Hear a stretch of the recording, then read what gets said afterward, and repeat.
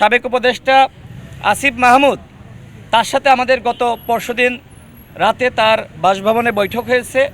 সেখানে তিনি গণ অধিকার পরিষদে যোগদান করার ব্যাপারে ইতিবাচক মনোভাব পোষণ করেছেন। সে গণ অধিকার পরিষদেও আসতে পারে, বিএনপিতেও যেতে পারে, এনসিপিতেও যেতে পারে, আবার নতুন দল গঠন করতে পারে।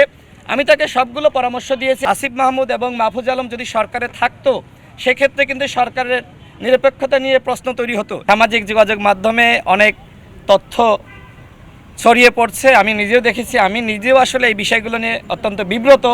যেটি আপনি বলছেন যে আমি বিএনপিতে যোগদান করছি, এই ধরনের কোনো আলোচনা হয়নি।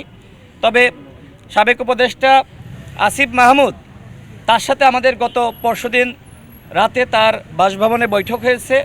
সেখানে তিনি গণ অধিকার পরিষদে যোগদান করার ব্যাপারে ইতিবাচক মনোভাব পোষণ করেছেন।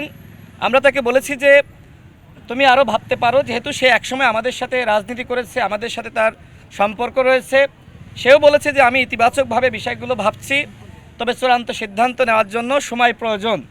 আসিফ মাহমুদ যেহেতু একসময় আমাদের সাথে ছাত্র রাজনীতি করেছে এবং গণঅভ্যুত্থানের সময় আমরা একসাথে কিন্তু সমন্বয় করেছি, আমাদের সাথে সে যখন সরকারে তখনও যোগাযোগ সম্পর্ক ছিল।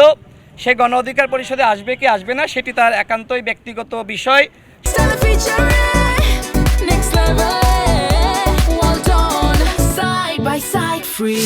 সে গণ অধিকার পরিষদেও আসতে পারে, বিএনপিতেও যেতে পারে, এনসিপিতেও যেতে পারে, আবার নতুন দল গঠন করতে পারে। আমি তাকে সবগুলো পরামর্শ দিয়েছি। এখন আসিফ মাহমুদের বিষয় যে সে কী ধরনের সিদ্ধান্ত নেবে। আসিফ মাহমুদের জন্য আমরা শুভকামনা জানাই।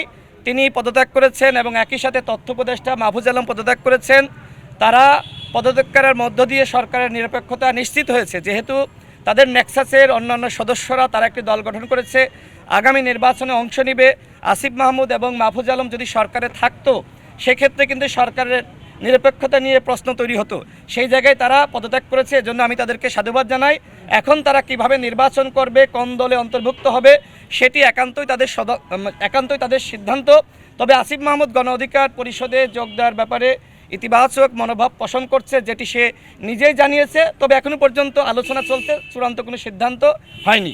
জি।